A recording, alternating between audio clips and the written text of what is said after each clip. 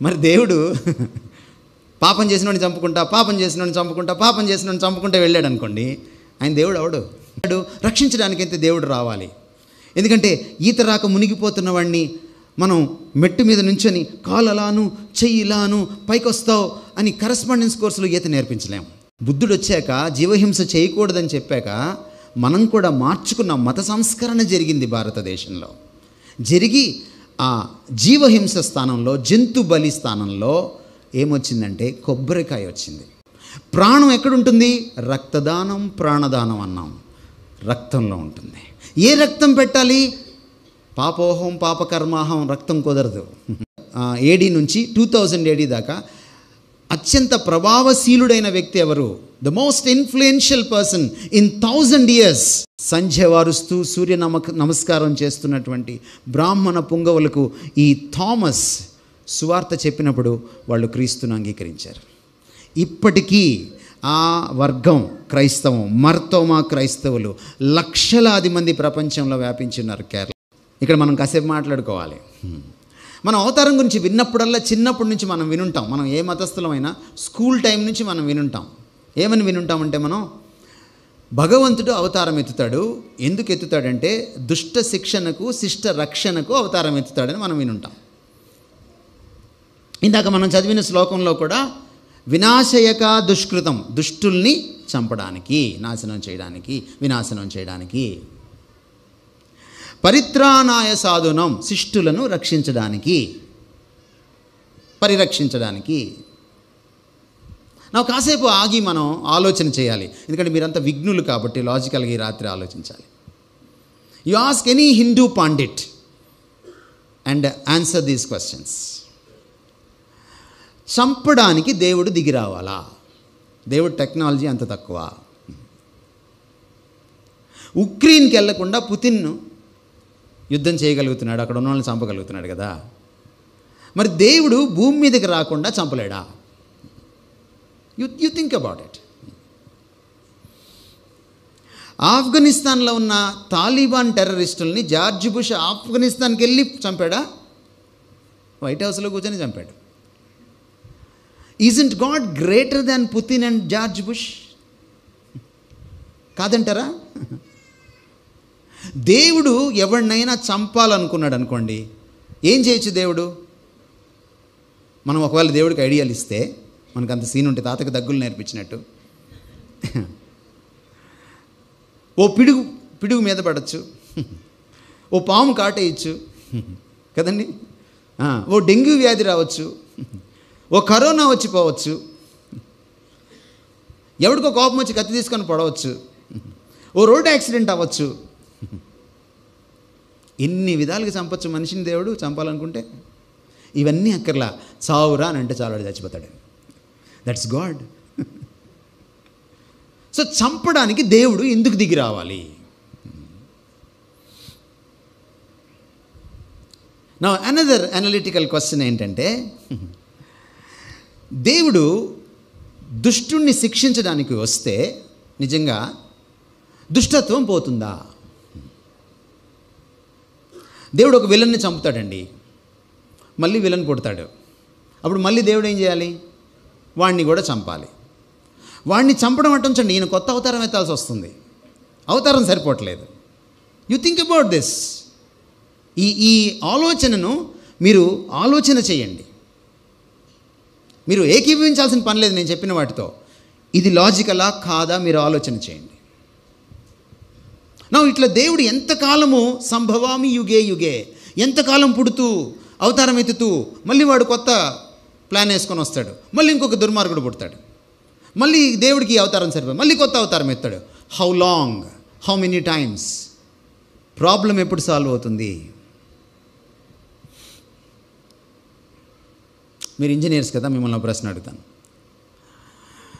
కంప్యూటర్కి virus పట్టిందనుకోండి, virus వచ్చిన ప్రతి కంప్యూటర్ని పగలగొడతారా, లేకపోతే వైరస్కి యాంటీ వైరల్ ఏదైనా ప్రోగ్రామ్ కనిపెడతారా? ఏమండి? అలా కనిపెట్టకపోతే మీరు సాఫ్ట్వేర్ ఇంజనీర్ అవరు. మీరు కంప్యూటర్కి వైరస్ రాగానే ఎత్తి దాన్ని 10 అంతస్తుల మీద నుంచి కింద వేసారనుకోండి రోడ్డు మీద, మీరు హార్డ్వేర్ ఇంజనీర్ అవుతారు తప్ప మీరు సాఫ్ట్వేర్ ఇంజనీర్ అవరు. మరి దేవుడు పాపం చేసినోడిని చంపుకుంటా, పాపం చేసినోడిని చంపుకుంటా, పాపం చేసినోడిని చంపుకుంటే వెళ్ళాడు అనుకోండి, ఆయన దేవుడు అవడు.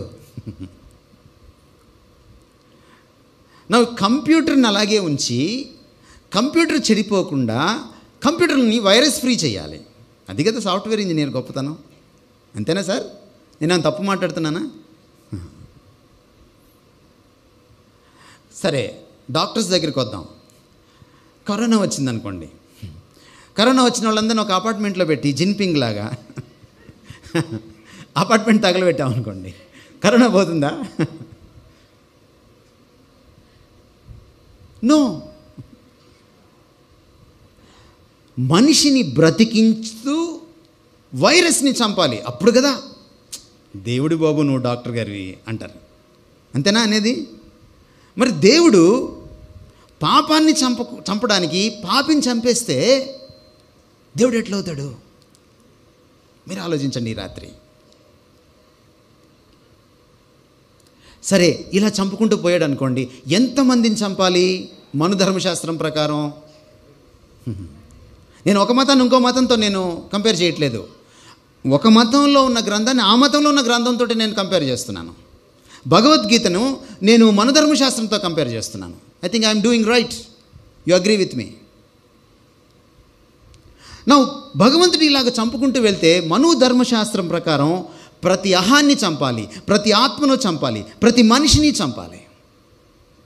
ఇంకా రక్షించేది ఎప్పుడు? లోక కళ్యాణం ఎలా వస్తుంది? మనమే అంటాం కదా అవతారం లోక కళ్యాణం కోసమని. నెక్స్ట్ ఇంకేం మిగిలింది? శిష్టుల్ని రక్షించడం. మరి మంచోళ్ళని రక్షిద్దామంటే ఎవడైనా ఉన్నాడా మంచోడు? మన ధర్మశాస్త్రం ప్రకారం లేడు, బైబిల్ ప్రకారం కూడా లేడు, ఖురాన్ ప్రకారం కూడా లేడు. మరి ఎవరిని రక్షిస్తాడు? రక్షించడానికైతే దేవుడు రావాలి. ఎందుకంటే ఈత రాక మునిగిపోతున్న వాడిని మనం మెట్టు మీద నుంచొని కాలు అలాను చెయ్యి ఇలాను పైకి వస్తావు అని కరస్పాండెన్స్ కోర్సులో ఈత నేర్పించలేము కదా. మనం దిగాలి, వాడు ఎక్కడ మునిగిపోతున్నాడో అక్కడ మనం కూడా మునగాలి, వాడిని జుట్టు పట్టుకొని పైకి తీసుకురావాలి. సో దేవుడు ఒకవేళ దిగి వస్తే శిక్షించడానికి రాకూడదండి, రక్షించడానికే రావాలి. యేసు ప్రభు ఒక్కడే నేను చంపడానికి రాలేదని చెప్పాడు, నేను రక్షించుటకు వచ్చాను అన్నాడు. నేను ఈ లోకమునకు తీర్పు తీర్చుటకు రాలేదు అన్నాడు, లోకాన్ని రక్షించడానికి వచ్చాను అన్నాడు.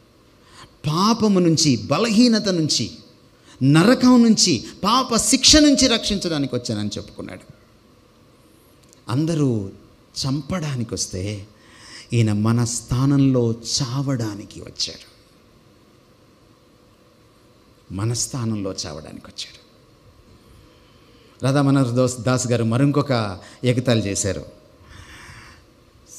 చంపడానికి వచ్చినోడు దేవుడా, నిస్సహాయంగా చచ్చిపోవడానికి వచ్చిన దేవుడా, వచ్చినవాడు దేవుడా, తన 3 మేకులు తాను పీక్కోగలడా అని అడిగాడు.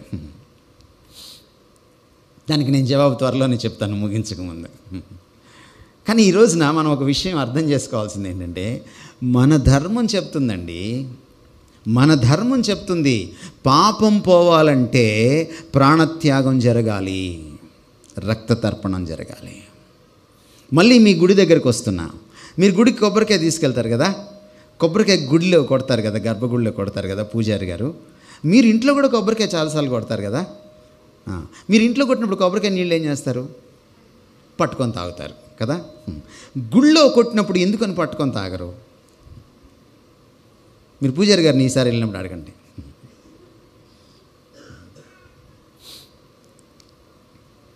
నా రెండో ప్రశ్న, కొబ్బరికాయ స్వచ్ఛమైన నీరు కదా, కొబ్బరికాయ కొట్టడం ఎందుకు? కిన్లే వాటర్ బాటిల్ కూడా కొట్టచ్చు కదా, ఎందుకు కొబ్బరికాయ ఒకటే కొడతాం? ఈసారి వెళ్ళినప్పుడు మళ్ళీ మీరు అడగండి, మీకు చాలా ఆసక్తికరమైన జవాబులు వస్తాయి పండితుల దగ్గర నుంచి. ఎందువల్లంటే అక్కడ తర్పణం జరగాలి, తడవాలి. కొబ్బరికాయ మరి రక్తం లేదా కొబ్బరికాయలో? ఒకప్పుడు రక్తం చిందించేవాళ్ళం, బుద్ధుడు వచ్చాక జీవహింస చేయకూడదని చెప్పాక మనం కూడా మార్చుకున్నాం. మత సంస్కరణ జరిగింది భారతదేశంలో. జరిగి ఆ జీవహింస స్థానంలో, జంతు బలి స్థానంలో ఏమొచ్చిందంటే కొబ్బరికాయ వచ్చింది. కొబ్బరి బలి వచ్చిందన్నమాట. మీరు వేదాలు చదివితే వేదాల కాలంలో అజామేధ యాగం అంటే మేకల్ని బలి ఇచ్చేవాళ్ళు. అంతేకాదు అశ్వమేధ యాగం, అశ్వమేధం అంటే గుర్రాల్ని బలి ఇచ్చేవాళ్ళు. అంతేకాదు పురుషమేధ యాగం అంటే అహాన్ని బలి ఇచ్చేవాళ్ళు. కొన్ని అనాగరిక మతాల్లో, మన దేశంలో చాలా మతాలు ఉన్నాయి, ఒక ఆర్య మతాలే కాదు, స్థానిక మతాలు కూడా, మనకి అబారిజినల్ మన రిలీజియన్స్ కూడా మన దేశంలో ఉన్నాయి. అక్కడికి మీరు వెళ్ళి చూస్తే మనుషుల్ని బలి ఇవ్వడం కూడా ఉంది. మొన్న 200-300 సంవత్సరాల క్రితం మీరు కలకత్తాకి వెళ్తే, లేకపోతే బెంగాల్ రాష్ట్రానికి వెళ్తే, హుగ్లీ నదికి చిన్న బిడ్డల్ని, చంటి బిడ్డల్ని బలిచ్చేవాళ్ళు. ఎలా అంటే అక్కడ ఆ నది ఒడ్డున చెట్టుకి ఒక చీరకి బిడ్డని ఏలాడదీసి వెళ్ళిపోయేవాళ్ళు, నదికి బలిచ్చేసేవాళ్ళు, నదీ మాతకు. ఇవన్నీ చరిత్రే. బలి. అంతేకాదు గోమేధ యాగం, మేధ అంటే చంపడం, గోవుల్ని బలి ఇచ్చేవాళ్ళు. మీరు చదవండి శాస్త్రాలు కావాలంటే. ఎందుకు బలి ఇవ్వాలండి? బలి అంటే అర్థం ఏంటో తెలుసా? పక్కనోడు చేసిన దానికి ఇంకొకడు అనుభవిస్తే బలి. మీకు బాహుబలి ఒకటే తెలుసు, ఈ బలి కూడా తెలియాలి మీకు. అది ఈ బలి, ఆ బలి కాదు, ఇది పక్కనోడు బలి. కొన్నిసార్లు క్లాస్లో జోకులు వేసుకుంటూ ఉంటాం, జోక్ వేసినోడు ఏమో సీరియస్గా ఉంటాడు, టీచరు బోర్డు సైడ్ నుంచి చేతులకు తిరిగేటప్పటికి పక్కనోడు నవ్వుతుంటాడు, వాడు బలి. మీకు ఇప్పుడు అర్థమైంది కదా బలి అంటే. అంటే మనం చేసిన తప్పులకి మరొకరు బలి అవ్వాలి. మన శాస్త్రం ఒప్పుకుంటున్న విషయాలే ఇవి. బైబిల్ ఏం చెప్తుందో అవి మన శాస్త్రాలు ఒప్పుకుంటున్న విషయాలే. సర్వ పాపాలు పోవాలంటే రక్తం చిందించబడాలి. సర్వ పాప పరిహారం రక్త ప్రోక్షణం ఆవశ్యకం. సత్యవేదం ఏం చెప్తుందో చూడండి. సర్వం రక్తేన శుద్ధయతే, రక్తేన వినా క్షమ న లాభయతే. సంస్కృత బైబిల్లో చదువుతున్నాను నేను. సర్వం రక్తేన శుద్ధయతే, రక్తేన వినా క్షమ న లాభయతే. సర్వ పాప పరిహారం రక్త ప్రోక్షణం ఆవశ్యకం. ఎందువల్ల? ఏంటి దీంట్లో లాజిక్ ఏంటి? పాపం ఎప్పుడైతే సీన్లోకి ప్రవేశించిందో మరణం సీన్లోకి ప్రవేశించింది. అంటే పాపం వచ్చినప్పుడు ప్రాణం తోడేసింది, ప్రాణం పోయింది. మళ్ళీ ప్రాణం పెడితే తప్ప పాపం పోదు, రివర్స్ ప్రాసెస్ జరగాలి. ప్రాణం ఎక్కడుంటుంది? రక్తదానం, ప్రాణదానం అన్నాం, రక్తంలో ఉంటుంది. ఏ రక్తం పెట్టాలి? పాపోహం పాపకర్మాహం రక్తం కుదరదు. పుణ్యోహం పుణ్యకర్మాహం, పుణ్యాత్మ, ఆ రక్తం పెట్టాలి. అందుకని వేదంలో ఏముందంటే సర్వపాప పరిహారం రక్త ప్రోక్షణం ఆవశ్యకం. తత్రక్తం పరమాత్మేణ, దేవుడిదై ఉండాలి. మరి దేవుడికి రక్తం, మాంసం, శరీరం ఉండదు కదా, అందుకే దేవుడు అవతారం ఎత్తాలి. ఇందాక నేను చెప్పాను రీజన్ అది. మనిషి పాపం చేశాడు కాబట్టి మానవ అవతారం ఎత్తాలి.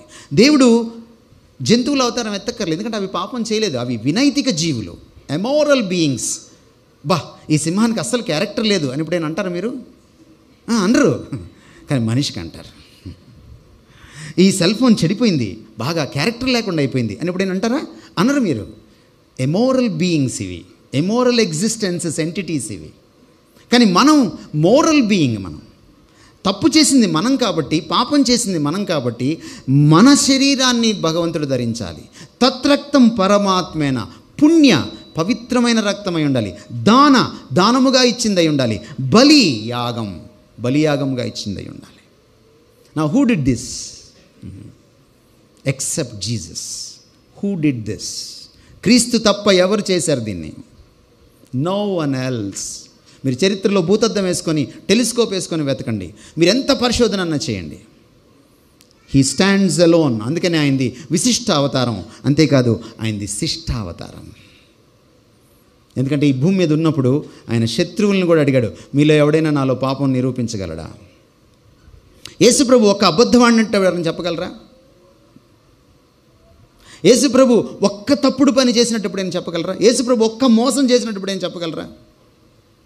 No never.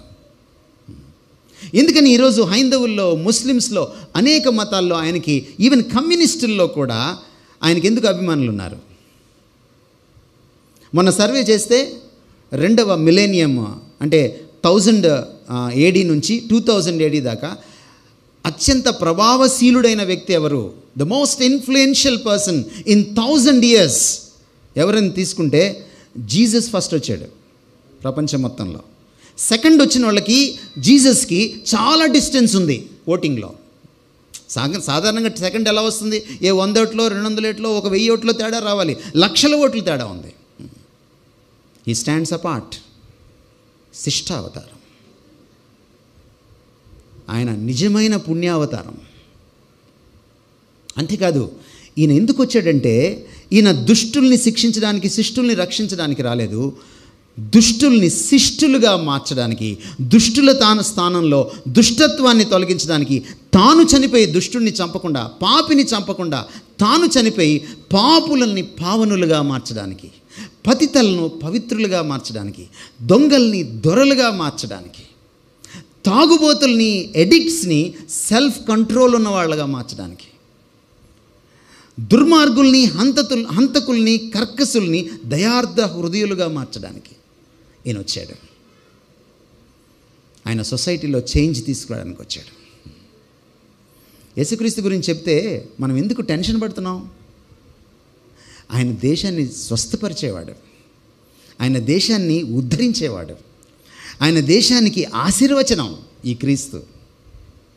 మీరు ఆలోచన చేయండి, బ్రిటిష్ వాడు వచ్చిన తర్వాత మన దేశానికి ఎన్ని సంవత్సరాలకి స్వాతంత్రోద్యమం స్టార్ట్ అయింది? మీరు వెళ్ళి చదవండి చరిత్రలోకి వెళ్ళి. ఎందుకు లేట్ అయింది స్వాతంత్రోద్యమం స్టార్ట్ అవ్వడానికి? ఎందుకంటే మనకు పాఠశాలలు లేవు, అందులో అన్ని కులాలు చదవడానికి లేదు, అమ్మాయిలు చదవడానికి లేదు. మన స్వాతంత్ర సమర యోధుల్లో లేడీస్ కూడా ఉన్నారు, లేరంటారా? ఎట్లా, ఎందుకు లేట్ అయిందంటారు? మిషనరీలు రావడానికి లేట్ అయింది.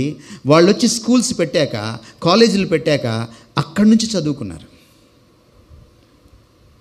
బ్రిటిష్ వాడు ఒక టైంలో భారతదేశానికి స్వయం ప్రతిపత్తి ఇవ్వాలని చెప్పి బ్రిటిష్ పార్లమెంట్లో ఒక ఆలోచన వచ్చినప్పుడు, భారతీయులకి బ్రిటిష్ ప్రభుత్వంలో జాబ్స్ ఇవ్వాలనుకుంటే, ఒకనొక టైంలో స్వాతంత్రం రాకముందు there was no single graduate in India, there was no single Indian graduate in India. ఈరోజు మీరందరూ పీజీస్, డాక్టరేట్స్, పోస్ట్ డాక్టరేట్స్ నా బ్లెస్ చేయడానికే వచ్చారు వాళ్ళు. లెట్ దేర్ బి ఇండియా నేను పుస్తకం రాశారు మా గురువు గారు డాక్టర్ బాబు వర్గీస్ గారు. యుఎన్ జనరల్ సెక్రటరీతో కలిసి బ్రేక్ఫాస్ట్ చేసేటువంటి మహానుభావుడు. ఒక థీసిస్ ప్రజెంట్ చేశారు, ఆయనకి డాక్టరేట్ ఇచ్చారు రీసెంట్గా. ఆ పుస్తకం మీకు ఎక్కడైనా దొరికితే చదవండి. భారతదేశంలో మన సంస్కృతిని ఇనుమడింపచేసే గొప్ప గొప్ప పనులు చేశారు మిషనరీలు. సిపి బ్రౌన్ ఎవరు? ఆర్థర్ కాటన్ ఎవరు?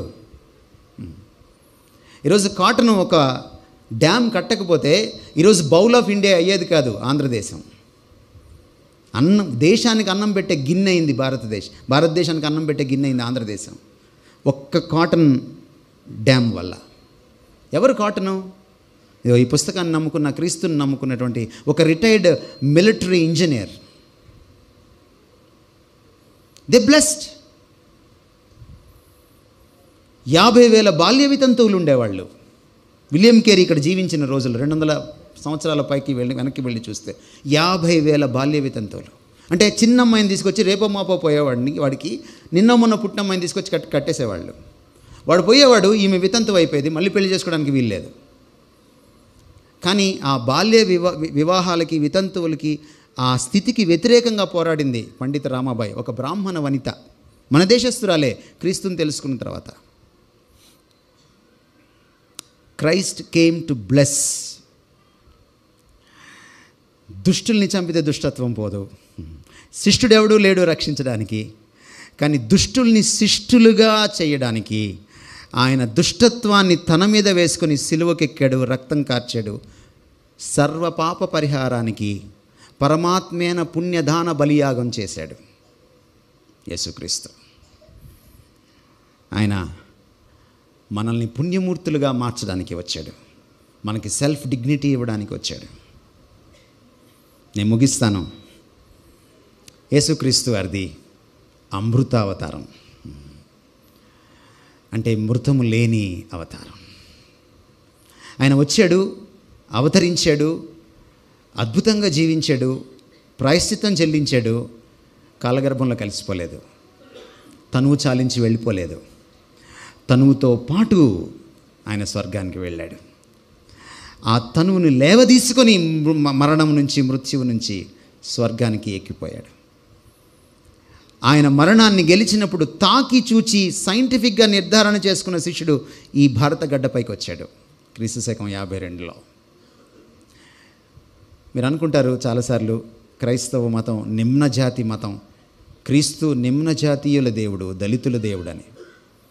మీరు అలా అనుకుంటే మాత్రం యు ఆర్ అట్టర్లీ రాంగ్.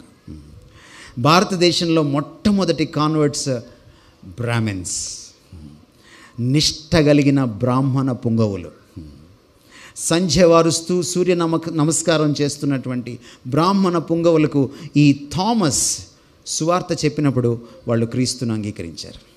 ఇప్పటికీ ఆ వర్గం క్రైస్తవం, మర్తోమా క్రైస్తవులు లక్షలాది మంది ప్రపంచంలో వ్యాపించున్నారు, కేరళైట్స్. ఈరోజు మీరు కేరళ రాష్ట్రానికి వెళ్తే క్రైస్తవం ఫార్వర్డ్ క్యాస్ట్ అక్కడ, because Brahmins were the first converts. అంతేకాదు, బ్రాహ్మలు మొట్టమొదట క్రీస్తుని స్వీకరించే సమయానికి గ్రేట్ బ్రిటన్ అనే కంట్రీ ప్రపంచ పటంలో లేదు. మీరు వెళ్ళి ఏ సోషల్ మాస్టర్నైనా అడగండి. అమెరికా అసలు లేదు, ఎందుకంటే కొలంబస్ పుట్టలేదు, అమెరికాను కనుక్కోలేదు. వాస్కోడిగామా పుట్టలేదు, ఇండియాని కనుక్కోలేదు, బ్రిటిష్ వాడు ఇక్కడికి రాలేదు. గ్రేట్ బ్రిటన్ అనే కంట్రీ పుట్టకముందు, యుఎస్ఏ అనే కంట్రీ పుట్టకముందు, వాళ్ళు ఇక్కడికి రాకముందు, మన మీద రాజ్యం ఏలకముందు మనం క్రైస్తవులం. వీఆర్ సీనియర్స్, మామూలు సీనియర్స్ కాదు, సూపర్ సీనియర్స్ మనం క్రైస్తవంలో. ఎందుకంటే మరణం గెలిచిన క్రీస్తును తాకి చూచిన వాడు ఇక్కడికి వచ్చాడు. ఆయన సమాధి ఇంకా ఉంది. మీరు చెన్నైకి వెళ్ళొచ్చు, మైలాపురంకి వెళ్ళొచ్చు.